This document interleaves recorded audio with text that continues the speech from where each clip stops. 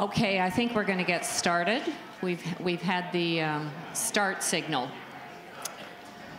So I'm going to hand it over to Kevin first, because he's going to talk a bit about the questions. But what I would say is, during this session, we are going to call people out of the audience, because it was a very popular thing that happened last year. So, or last time. So I think this time we've given people a warning that they might be called out. Good. Well, thanks, Jill. And hello, everybody. Thank you, first of all, for submitting questions and for voting. We have an amazing and unprecedented number of votes, 370 votes for the top question. We'll reveal that momentarily. Most importantly, thanks to all of you for your very hard work. These have been trying times, really, really, really busy clinically, and of course academically and scientifically continuing to be very productive. Special thanks to the team members who aren't able to join us today because they're busy looking after patients or teaching learners or being engaged in their research. But for those of you who are here, we look forward to a lively discussion. So we want to thank everybody for joining us or joining us online. We have some goals for today's open forum. The one thing that everybody should know, or if you don't, the open forum was cited in Accreditation Canada as a really good practice. So we're very proud about that.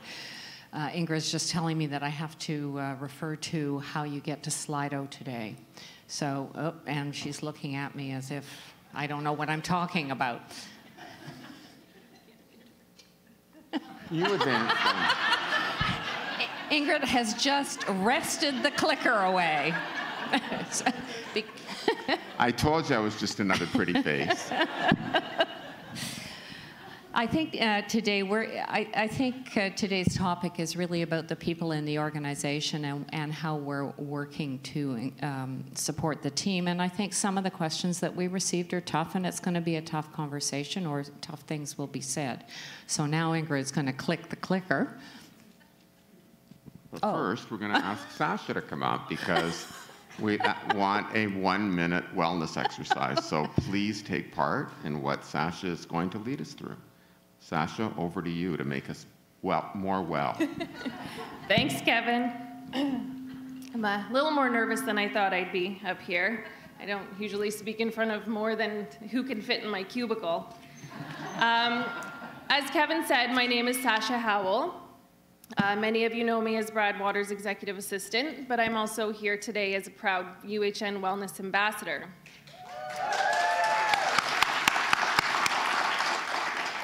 Today's theme is Team UHN. Now, I came to UHN almost 2 years ago, and before that I worked at Team Bay Street Law Firm for about 12 years. And before coming to UHN, I liked my job, I was happy there, but the pressures were money-driven, and the people weren't always kind. Since coming to UHN and having the opportunity to work with people who are caring, compassionate, and excited about the work that they do has been refreshing, and I'm thankful to be part of this team. So I'm here today to kick off Healthy Workplace Month on behalf of our wellness department. These are the folks responsible for our gyms, the Refresh and Bright programs on your units, the running club, on-site massage, and so much more. We've all heard the phrase, "you can't pour from an empty cup." Throughout the entire month of October, the wellness team is committed to bringing wellness activities to every site. This includes the wellness wagon visiting every unit, so watch for it on your units. Of course, for more information about Healthy Workplace Month, you can check the intranet. The information's there, or wellness@uhn.ca. So I'll end here with a quick wellness activity from Bright. You may know it. It's called the Smile Practice. So right now, I want you to notice if you're smiling. And if you're not smiling, smile. Next, try connecting with someone by smiling. Turn to your neighbor, your colleague, a stranger. Notice the impact. Notice the impact that this has on you and apparently the entire room. Now let's try to make this routine by simply smiling at our team members, our patients, anyone in the hallways at any time, any day. Thank you for your time. I think next we have Jacqueline Silvera to talk about mediation.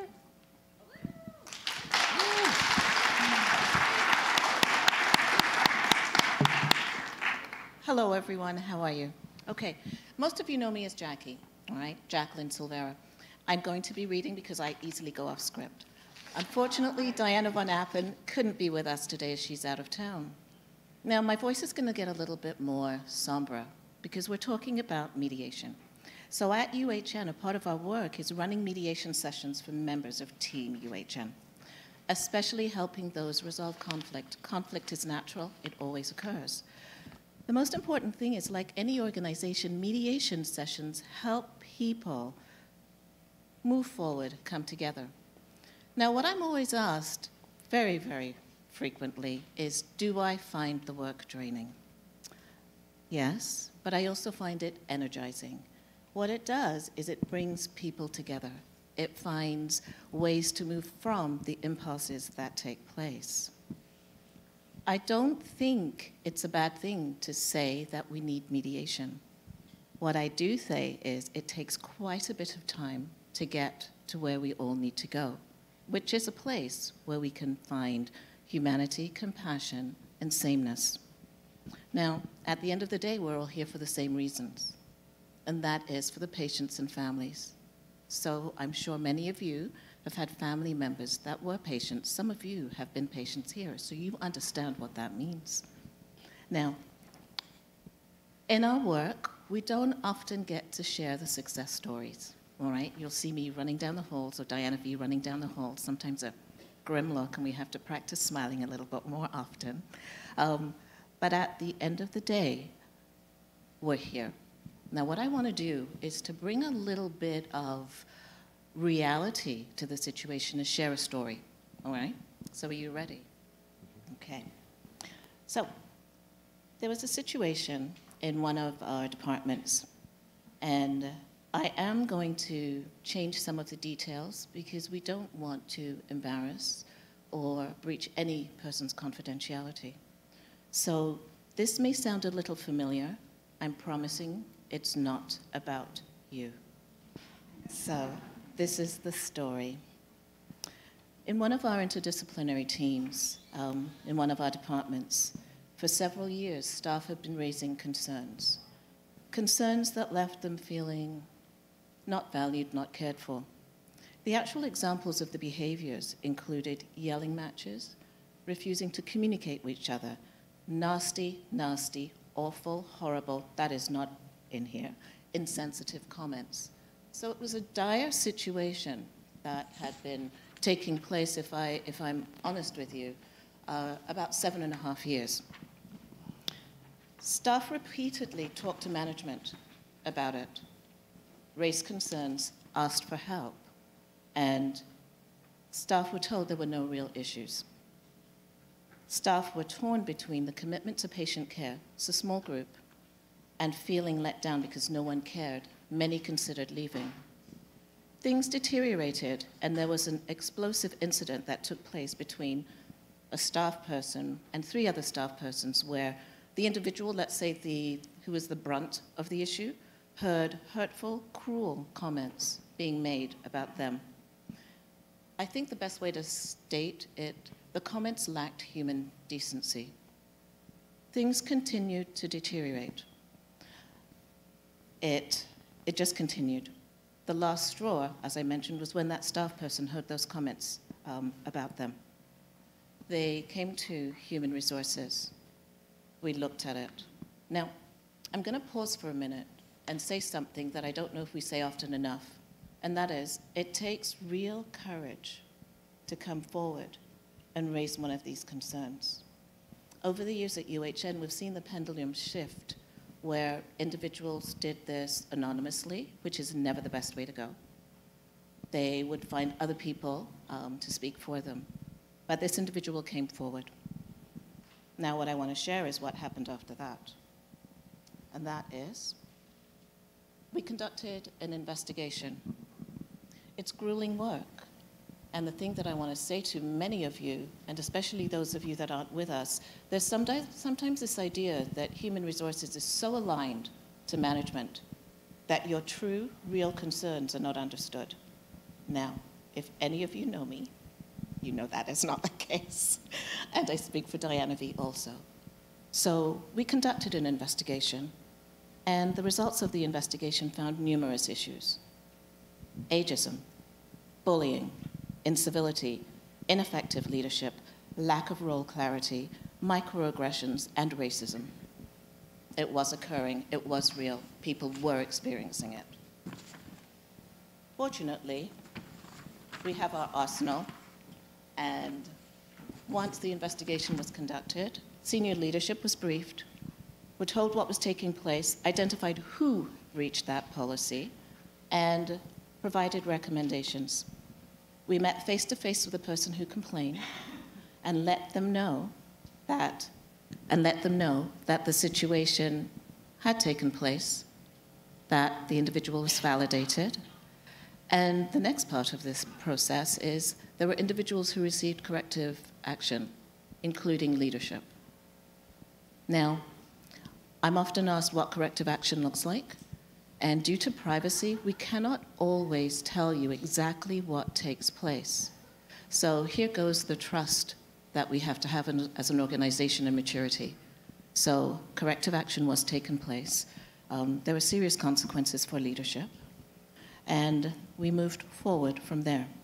Now, corrective action, I think I should say, consequence is another way of thinking of it, can lead up to termination.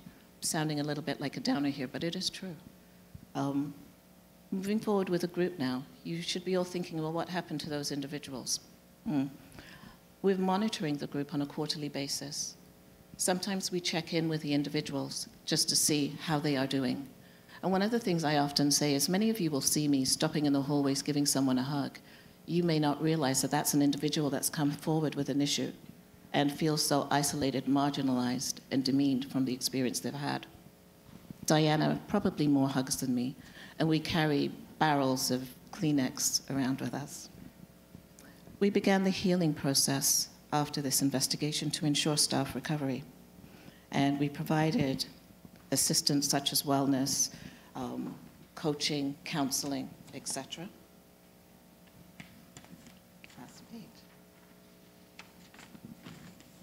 The individual check-ins are the most important. They're important because they allow protected space for individuals to let us know if anything more is taking place, so we can really have a good handle on things. We also conducted a group mediation. Mediations go very, very well, sometimes not as well. But this was an opportunity for staff, multi-mediation staff, to express their concerns and speak up. During the mediation, and I really am asking you to hear this, it was emotional. Some individuals had aha moments where they said things like, I didn't realize that you didn't think that was a joke, or that wasn't funny. Some were defensive. This is much ado about nothing. Some slightly shifted perspectives and started thinking about a perspective other than their own. Others said, I didn't realize, or I didn't know.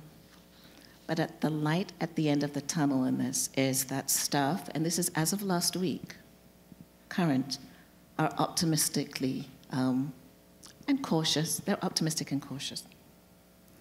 The last thing I want to say to all of you is that no one should suffer at work, especially in silence. So if you need support from a negative situation, doesn't mean there's going to be a finding of discrimination or even a breach of the policy. Reach out to leadership, HR, occupational health and safety, diversity mediation service, union if applicable, and EAP. All right? So I want to say we're all in it together, and thank you.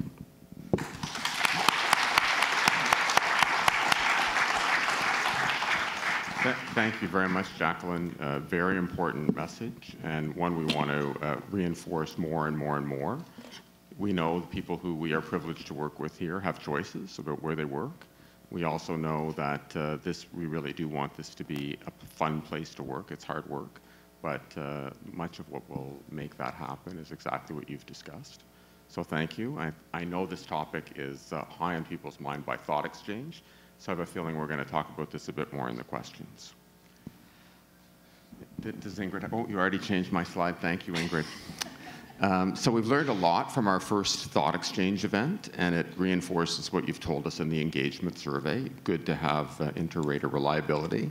The top voted theme for our first thought exchange event was around decision making, and your desire for more transparency and clarity around how choices are made. So a little bit about what we've done so far. Our colleagues in Human Resources are drafting recommended actions, and they're going to be presented to the Executive Leadership Forum at our next meeting or soon thereafter. One example of an idea that we heard was creating an SBAR type communication for major decisions that we can actually just share with anyone, with everyone, and who was consulted in the decision-making process. A few other examples that have come up. And one was you'd like to see more senior leaders schedule visits, rounds, huddles, or team meetings as part of our regular practice. So we're going to take that back to ELF and to the senior management team and talk about how we can be more visible in that way. To establish protected time for you to access your manager. So again, we'll be working with the management team to look at how can we make that clear and transparent and comfortable. And to establish for a system for consultations for decisions that impact your daily work. It's no longer a time where we should make decisions on high, but really to consult those people doing the work and supporting those people doing the work to get some buy-in. That doesn't mean that we'll always have complete consensus on the decision. We all know that, but it means that people had an opportunity to share their view. Another example of an approved action that will begin this month is the desire for a comprehensive exit interview process. So we have, through HR, have a comprehensive automated exit interview process, which will allow us to get some drill down information. And if out of that exit interview, we feel we need more data, we feel we're uncovering some challenges in an area, we see some trends, then we can go back and better understand those. We also, beginning this month, for those who voluntarily exit UHN, will be included in this process. We'd really like to understand. I think Emma and Diana are the group who leaves us most are within the first 2 years, if I remember the data. And we want to understand why they're leaving and what it would take to bring them back and what we could have done differently to keep them on as good colleagues here at UHN. So I think that is the update, and it's time for the main show, your question. So just before we start, I want to say Jacqueline and Diana have a very difficult job, and thank you for doing it.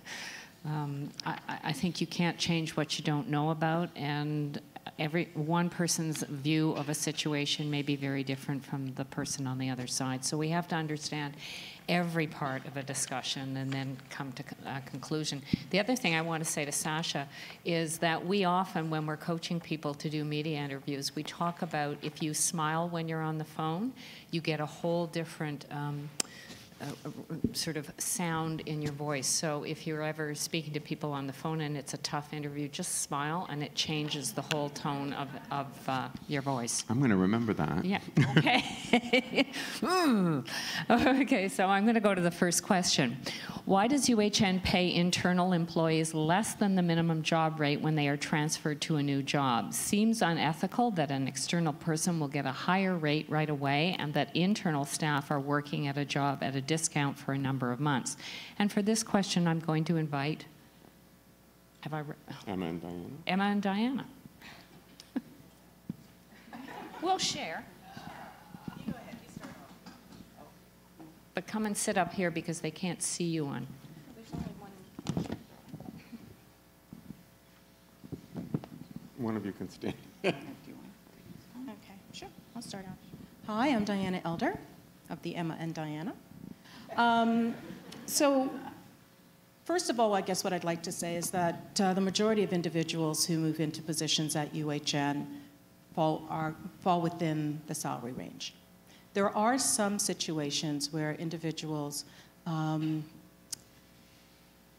below the salary range because we have a 10%, I'm just going to be very transparent. We do, in the interest of stewardship, have a 10% cap on promotional increases.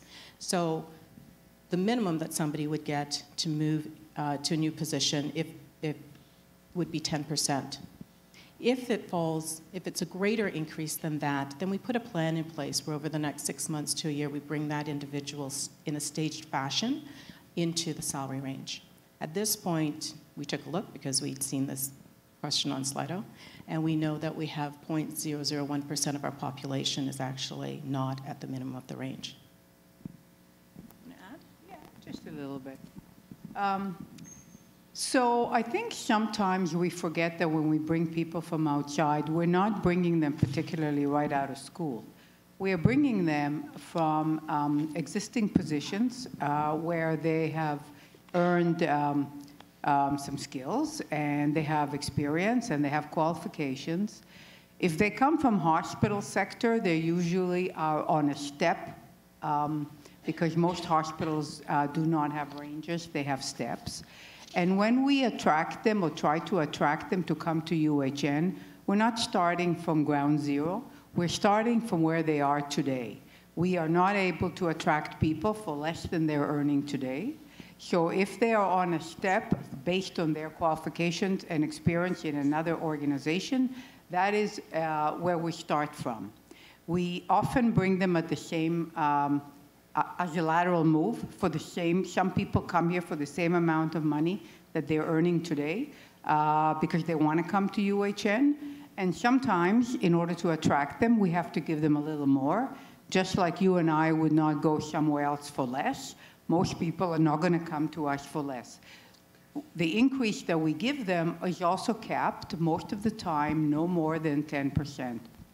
As Diana says, I can give you, because we're so data-driven here that I thought I'll get the right numbers. So I could tell you that at UHN, out of the 8,200 people that we have on rangers, in other words, are non-union, we have 0.01 or 113 people in the hospital that are slightly below range. And we have about the same amount in research as well. And as Diana said, we try very hard to encourage managers to have a plan that's either 6 to 12 months, depending on the delta. I was yesterday at a meeting with the all the other Keho hospitals head of HR, who told me that compensation is always their top issue for staff as well. Their perception is that we pay better than they do. Obviously, that's not my perception, but that's their perception. And I asked them about that, and those that have steps do bring people to the first step of their from outside. They bring them to whatever step they need to bring them that is close to the current salary that they're earning. And if they're promoting people, they bring them to the first step. We have ranges. Our ranges are 36% between minimum and maximum, and therefore we bring people within the range, as you heard, with a cap of 10%, and we do have a few that are under, but not that many. Would you guys mind just making a comment, because it isn't only about direct compensation. Yeah. It's about benefits, it's about education, it's about, are we competitive in that regard? We are actually, and this is not just my opinion, this is information that we have received from both our surveyors as well as surveys that we do. So for example, when it comes to growth and development, we have more leadership development courses or programs than all our benchmark hospitals and even some of the hospitals in the US. We have 5 very strong programs, starting with emerging leaders up to the UHN Rotman program. We also focus very much on, we try to focus on the workplace environment. So we are very much now focused on health and well-being, developing our wellness programs. We have, as you know, a few fitness centers, and so we definitely are working very hard to focus on the total workplace environment, not just on compensation. We're not the top payers, but we certainly are within the benchmarks. We certainly are competitive. We have no problems recruiting people, and we have a turnover that's lower than the average in the GTA and in Ontario. So that gives us reassurance that, that our workplace environment is very competitive. And as Kevin was just saying, this month we are beginning our new exit survey that's going to go out to anybody that leaves here. And then we will have more real information as to why people leave us. You should remember that 52% of our people here are now millennials. And the younger population is a mobile population. And also, sometimes we've been told working in downtown Toronto or in Toronto is very expensive. And it is something that sometimes people leave to go closer to their homes and to leave the downtown core because it is expensive. So Emma, sorry to interrupt, but I think that you're getting to addressing the second question. UHN is a great place to work, but we are losing so many young, talented people. Well, if 52% of our people are millennials, then obviously we're going to have a larger portion. It's more than half our population, so it's natural that a lot of the turnover is going to also be in that group. There are only 20% of us are in the boomer population, so that's one reason that we should expect that there are going to be more young people leaving us. Also, we are a learning organization, and people tell us that they often come here because they really want to learn, and they grow their skills. And sometimes young people are really more, they have high aspirations for their career, and if they cannot move as quickly as they want to here, then they take all the learnings and they do move to other places in the healthcare system. And we don't see that necessarily as all bad news. First of all, we are seeding or helping the rest of the system. You know, we have a lot of CEOs and a lot of directors that came from here that are running different, you know, in different organizations, in different health hospitals, and we think that's good to have that a certain amount of people that learn from us and then go to help other places in the healthcare system. And sometimes it gives more opportunity for people inside. Also, show some fresh perspective and new blood is sometimes good.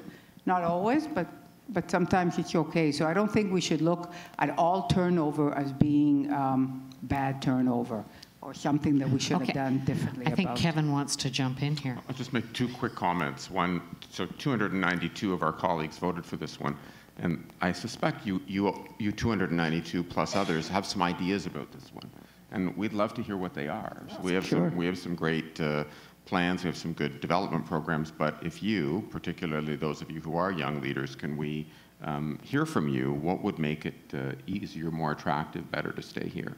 The second, I think, is, as Emma has also said, most organizations look at a ratio, or it's not a hard number, but 75-25, 60-40, around striking the balance of new blood so that we aren't inbred and we don't only think if it was invented at UHN is the only way we can do it, with, you know what, existing people who've grown up here and who can and should continue to take on more senior roles.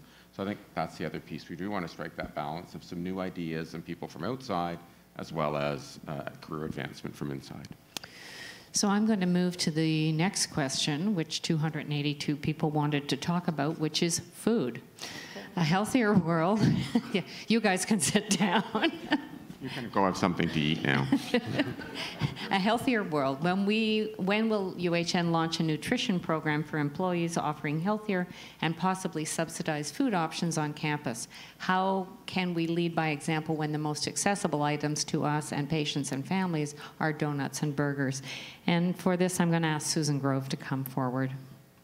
Come on up, Susan. Thanks, John. Hi, I'm not sure how many of you know me. I think a fair number. I've been here a while. So the retail food is under my portfolio. We have started to look at this, and I can tell you at Princess Margaret Hospital, for example, we're working with potentially 4 vendors as part of the Princess Margaret transformation. I can tell you that we're hoping to have 4 retailers in 5 locations at Princess Margaret Hospital. we did survey the staff, and one of the things to recognize is that while we may want a certain vendor that we perceive as healthier, they may not have an interest in coming to UHN. We experienced that with Princess Margaret, so when we asked staff, the top retailer that the staff voted for had declined working with us, so we moved on to the second retailer on that list. So we are asking staff. We did quite an extensive survey about, I guess it's about 2 years ago now, at all sites, and asking staff who they frequented, who would they like to see on site. So as soon as we sort of get Princess Margaret settled, we'll be looking at TG and TW. We'll be taking all those survey results in mind and trying to come up with a revitalization of both food courts. I can tell you that the top three items that staff were interested in was variety was number one, prices, and of course healthy options. So we will consider all of that the best we can. Again, it will depend on what retailers are interested in engaging with UHN and doing our best to bring them online. I don't think I can answer the second part of the question about subsidizing the food. I'm going to leave that to Kevin. Thanks a lot. Let me go first. Thank you for the answer, and thanks for the work you're doing. It's tough work. Maybe two things. One, when we get some more healthy options, it's really important for us to keep them, that people use the service, right? So for every one of these vendors, they obviously need to make a profit or at least break even. Yeah. So we really need to make sure that if we get them here, we can make sure that they stay.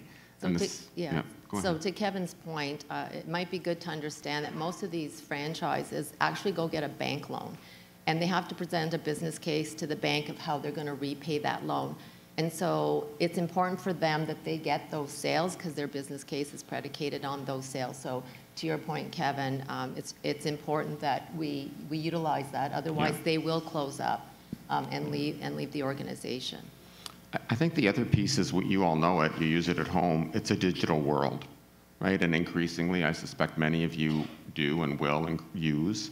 I won't plug any particular app, but you all know what they are. One begins with a U, and one begins with an S. And so I think that's the other transformation we're in the middle of. I think we can also do a bit of work about how, if that is your desire, and we'll hear more from you, that how do we make that an easier thing to do at UHN, not only for our team, but increasingly we see patients making those choices as well. Yeah. I'll just add too, I think, the biggest impact is we, the consumer. These retailers will change based on what we're consuming. I mean, McDonald's is a good case. Like, they saw where things were going with coffee. They've come out with I don't know what their coffee is, but anyhow, McCafe. Apparently that's the #1 coffee now when I looked at the top 100 retailers. So the consumer has driven that. Same with McDonald's and the vegetarian burger, right? So it didn't do well in other provinces. It's doing well in Ontario right now, so they're keeping it in Ontario. So even though we may perceive McDonald's as not a healthy retailer, they will start to transform based on the consumer demand. Thanks, Susan. Thank you. So do you want me to comment on the subsidization? The subsidized food, yeah. No. I really... okay, well, so... I really wish we could, but you know what would happen if we tried to tell the government of Ontario that we're subsidizing our food. I think we wouldn't get very far with that one. What we will do is really work with those vendors to make sure that there are affordable options. Okay, that was a short answer, but I'm going, and it does relate to the next question in light of our current budget situation. Somebody is concerned about their job security, and I think we saw another question coming up earlier about why are we in the position that we're in this year. Yeah. Do you want me to combine? I am going to give that one to you. Oh, thank you. So you know what, we are seeing a very challenging year, as you know, after the second quarter. Darlene, I think we're about $12.5 million short of revenue over expenses. And that isn't what it looked like the year before. We were about $2 million at the same point in time. So why has that been? Well, number one, we have quite a number of unfunded but open beds and services. particularly as a result of our emergency room flow. We're up in the emerge 10% volume, and of course that translates into length of stay and into admissions. So we are seeing more patients with less money. And you'll remember every year, even though we may get the same dollar value, the expenses go up by about 3 or 4%. So if you think of it as a pie, the pie got 4% smaller, and the expenses went up by about an equivalent amount. So you're really talking about how do you do more with less each time. And I'm not saying this to bash government, that this is how does one keep a tax base as it is and not see healthcare eat every other ministry up entirely, education, roads, the whole concept of what the broader determinants of health are. We're only one part of that. So I think our other job layoffs coming, we have always tried, and I think Emma and Diana and the HR team have really put a great strategy in place. Because we're a very large organization, most of our reductions have been through attrition and through retirement. And we're going to continue to try to do that. There are a couple of areas in the last little while, digital being one, where we really did have to make some undesired but necessary reductions. I wish I could say to you I know the answer, that we won't have any more layoffs. I can't tell you that at the moment. Do I think that there'll be massive adjustments in our labor force? I don't. I think we're working every day with our funder, and I think they're very aware of the challenges. This government has really made a unitary promise to Ontarians, and that is ending hallway healthcare. And I don't know how you can do that without making some more investments in hospitals that are seeing the kind of growth that we are. And so I'm optimistic that we will see some in-year investment. But do I still think we're going to have to look for efficiencies, really look at a number of areas? Of course I do, and you're used to that and outstanding at that at UHN. I think the other piece is we have to go back and also look at how do we compare to our peers. That's always important. And we compare very well, so you should be proud about that. It's not, when we look at our data, that we're off base, we're spending way more money than peer hospitals, we look different or overfunded, which is very good when we go back to the ministry. And I think there is great understanding that, frankly, this is the port of last call for many of Canada's sickest people, that UHN is it. When you get here, in many of our programs, there is nowhere else to go. So will it continue to be challenging economic times? Absolutely. Will we continue to try to do that with the minimum of job loss? We will. It also drifts a little bit, Jill, into the discussion even about our comp, right? So when you think about it, we have consciously made a decision, and the conscious historical decision at UHN has been to try to preserve jobs as opposed to see those jobs downsized and then with fewer jobs perhaps increase the compensation. It's been keeping Team UHN together, and when I do rounding, the number one thing I hear from most frontline staff is, I don't want my team to be decimated. I love the people that I work with. I know that we provide a good service, and we really have opted to try to defend that as much as possible. And in part, that's how our economic distribution has occurred. Yeah, that's a tough subject. I think the only thing to be is honest about it, to say it's a difficult situation. It feels a bit tougher this year than it has in the past, so. You're right, I think it is, and maybe it's tougher because, remember, you have all, for many years in a row, been finding savings, right? I think many of us feel as though the efficiency factor, there's not an awful lot of juice left in the lemon on pure efficiency. So we're now down to, do we have to provide less care, which is never something that we want to talk about, but probably something, if we're not able to attract additional investment, we have to frankly have that discussion with our funder. What I'd never want to do is say to clinicians at the front line that they need to practice health economics at the macro.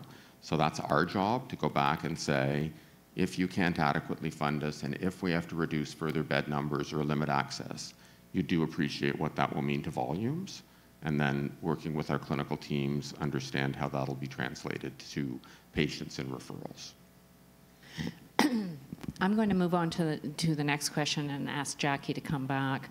I see and experience more bullying now than in my last 5 years at UHN. The majority of these individuals are managers and directors that are running employee engagements, driving exceptional talent out of the organization. How is UHN going to take action to show its commitment to respect and civility? Okay, so I'm going to answer the last part first. With a straight face, I'm going to say accountability. What is happening as a society, there are not a greater frequency of these incidents. UHN is a microcosm of our society. We now are agreeing on what we are talking about. We also now are identifying and naming what is taking place. So these behaviors that were taking place 10 years ago were likely not reported, or 20 years ago were likely not reported with the same frequency as they are today. So that's one. In terms of what UHN is going to do to take action, you've got the qualitative and quantitative split. So the policy, fostering respect in the workplace, suggests and states that you don't have to wait to file a complaint. Once HR, through its trends, realize that there's a hotspot or something taking place in a department, we can actually go and start asking questions about what's taking place. So that is our accountability. But I don't think I would be doing my job if I didn't talk about your accountability. And that means when these things are happening, you also have to share that responsibility, not assume burden, as some of you have said on these posts, but be accountable and speak up to what is taking place. Thank you. Thanks, Jackie. That's a difficult thing for people to do, as you've said, but you can't change what we don't know about. Yeah, let me add a couple of things to that one. Very disappointed, obviously, to see this with so many votes. As you know, when I came to UHN and did my rounding some 16 or 17 months ago, the number one, well, not two things I heard most frequently is the environment of civility, respect, and dignity, and the HIS, or the need for a better electronic infrastructure.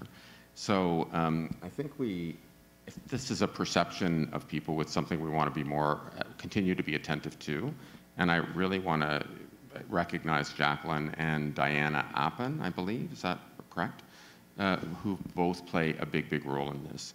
One of the changes I think we need to make, just by way of face validity, is with this kind of work, we're going to ask Jackie and Diana to come to our executive leadership forum regularly and update us on these issues, and where the issues look like trends or where the issues look like they have a root cause analysis, we as an executive team need to make some decisions about this. I, like Jackie, would say there is a difference between bullying and expecting people to do the job that they were hired for. And I'm not suggesting that anyone is confusing the two, but I have on occasion met with folks who've come to see me and said, I felt like I was bullied, and when I talked to the manager and other members of the team, that was very much their perspective. The perspective of the other team members, peers, not only managers, was, frankly, you had a flawed expectation of your deliverables. So we also need to be really good at helping people understand when they join us and annually, how is the job changing and what are our expectations going forward, and both supporting and empowering and training our management leaders to ensure that occurs. But I want to be unequivocal on this one. There is no room for bullying or disrespectful behavior at UHN, and if it is demonstrated as not as a one-time event, I get we all have bad days, but if this is a demonstrated consistent behavior, you have no role working here, and you will not. Can I say one more thing? Yes, you can. This is going to be the first year that we're actually reporting our statistics to ELF. All right. So I think that also is going to have a huge impact in identifying those areas where there may be longitudinal trends. So thank you for that, Kevin. Okay. Thanks to you and Diana. Brian?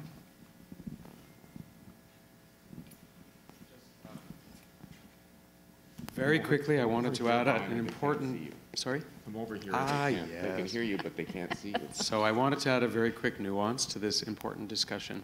I have heard, and it's disappointing in the past, that sometimes there may be a perception that the physicians are treated as a different class, and that we may be more tolerant to physicians who are superstars in certain areas. And I wanted to just reiterate, Dr. Anil Chopra, who's our Vice President of Medical Affairs, has worked very closely with Emma's team to release a new professionalism document. It was presented to the Medical Advisory Committee last evening. And we're also taking this very seriously. And just to echo Kevin's words, there's no separate standard. There's no different rule. We work closely with HR hand in hand with this team. And so I make the same commitment on behalf of Anil and I and Medical Affairs that anybody who is unable to have the same level of collaboration and communication that we expect in their technical clinical skills and their research and academic prowess, they won't be working here in a leadership or any clinical capacity. So I think it's just important that we underscore that too.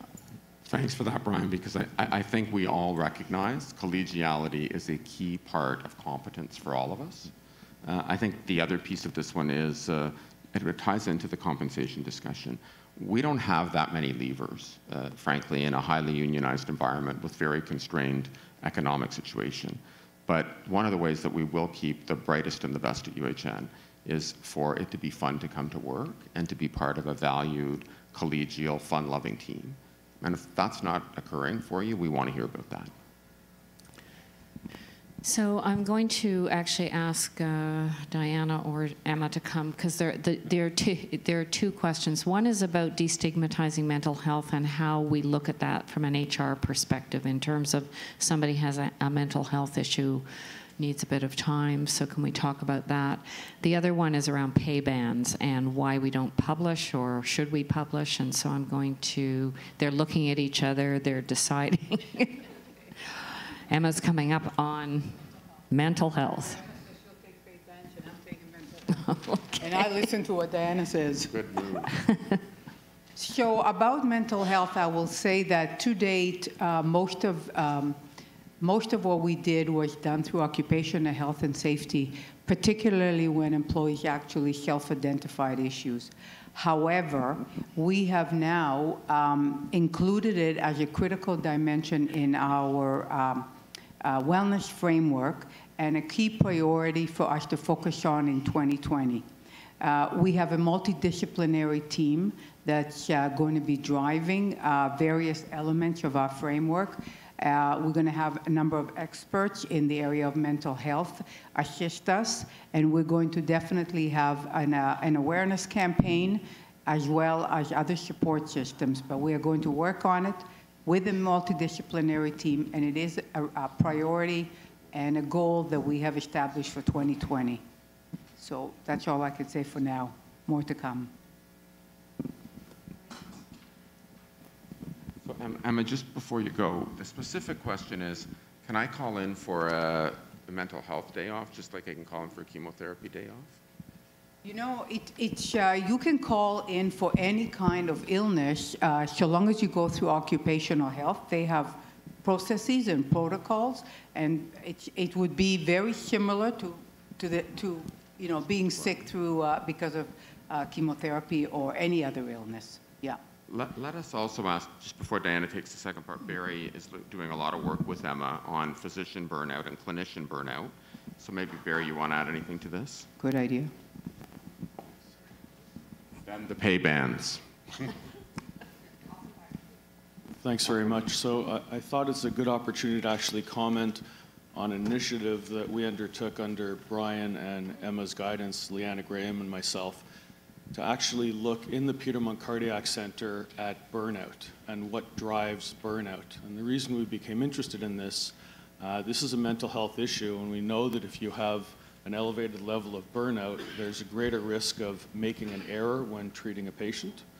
There's a greater risk of that patient having a complication. There's a greater risk of you leaving your job in the next 24 months. And there's an increased risk for suicide. And that's certainly an uncomfortable topic, but the fact is that healthcare professionals have twice the rate of suicide as the average population. And tremendously sadly, there were some suicides for students at the University of Toronto. So we thought that before we tackle this, we really need to understand what is the prevalence of burnout. So we did a survey with partners at Mayo and collaboration with the National Academy of Medicine in the United States. We're the only hospital in Canada to do this so far. And we now have a detailed understanding based on responses from 250 nurses, 125 doctors, and 50 allied health professionals about what's actually driving burnout. Now, we understand the relationship between being treated fairly at work, staffing levels, the electronic medical record. So we also understand where this is an issue in different areas, different segments in nursing, different physician groups. So you can anticipate hearing us publish these results likely in the fall or early spring, and then having focused interventions to directly address burnout amongst healthcare professionals. The president of the National Academy of Medicine, Victor Zhao, has called this the greatest crisis in healthcare in the United States, and I think it's great that the team that Emma and Brian are leading have decided to focus on this initiative. Thanks, Barry. Thank you. Diana, you want to do the pay bands? You might want to also drift into the work from home option. Yeah. Well, and the what was the other one that I saw? Had I known it was 3, I might have let Emma take it. Okay, so let me talk first loyalty. about the wage bands and publishing those, okay? So this is a topic that we've heard about for some time now around transparency within the organization. And we're working our way towards that. Just this week, we started posting salary ranges on our job postings. And we really do need to think as an organization whether publishing all of the wage bands makes sense. There really aren't. We've talked to our other hospitals, and most of them don't publish all of their wage bands. Like, it's not just up and you can see all of it.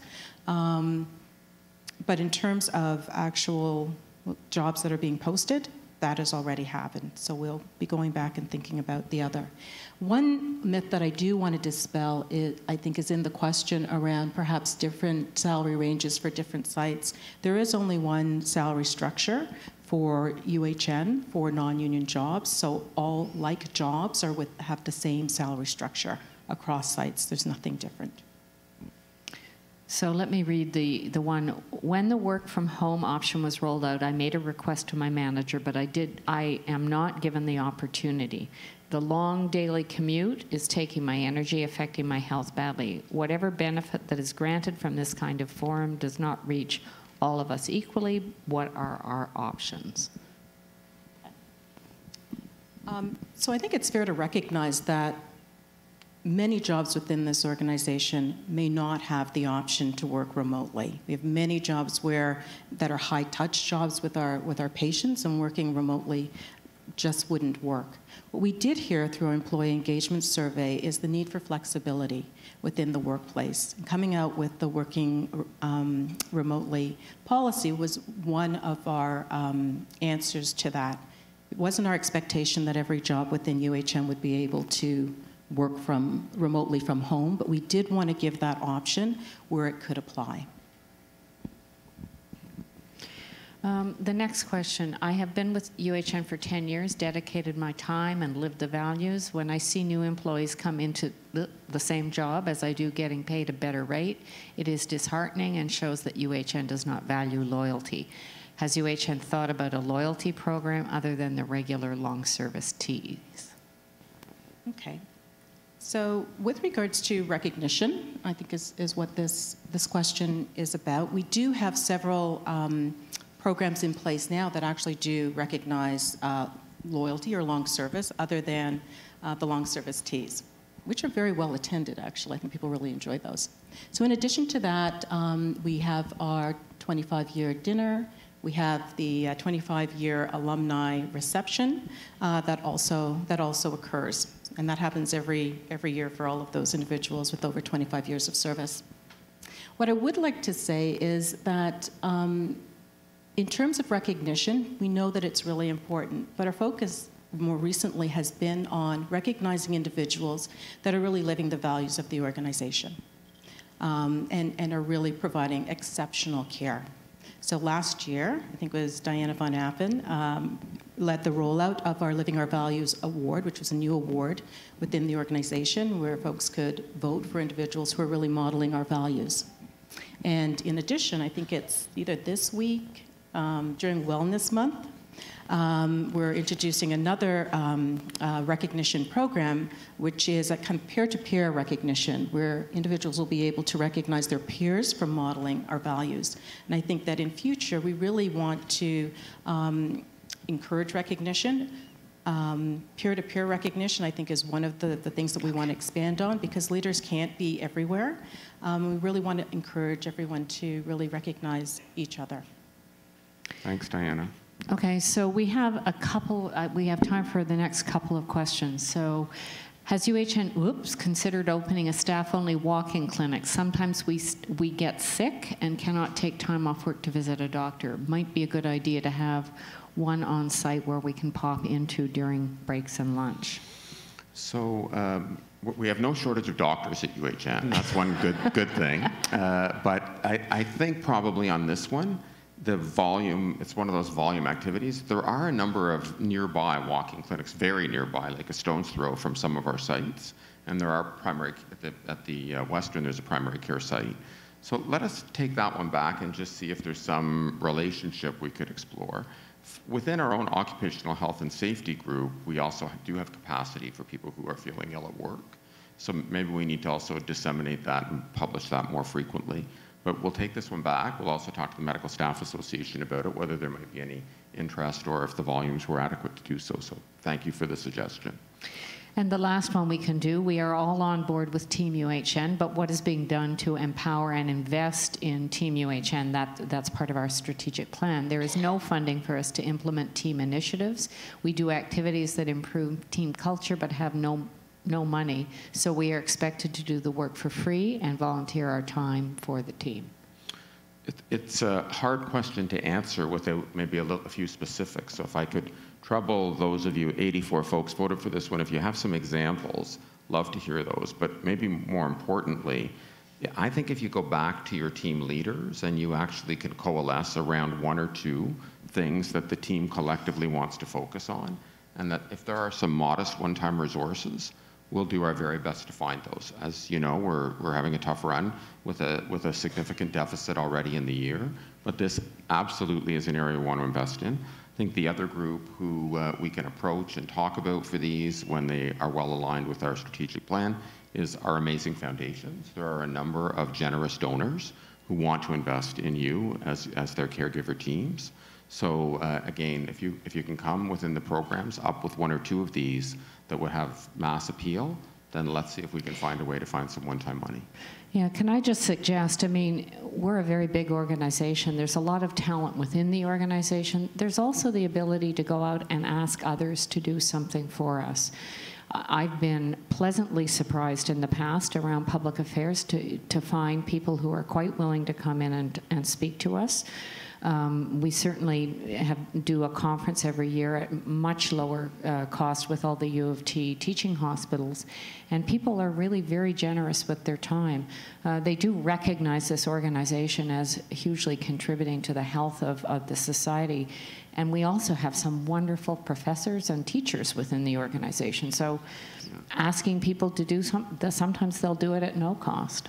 The other, we'll see it in a question we unfortunately won't get to today, but we'll try to answer online. But a number of our millennial colleagues are saying we want more variety, we want more experience. This might be areas where you folks want to get together and talk to programs. It doesn't have to be in your program or department, but that you come together and work with some of those teams to broaden your experience. I recognize that we don't have a ton of resources in that one, but if experience is really what you're looking for, I think you'd find great opportunity. So I'm going to ask Ingrid to click to the last slide, which is thanking the people who are really part of getting ready for this. You know, it does take the time and energy, but it's well worth it, and we really want to hear from people, and we want to hear your suggestions. So we'll keep doing this, and thank you very much for coming. Thank you.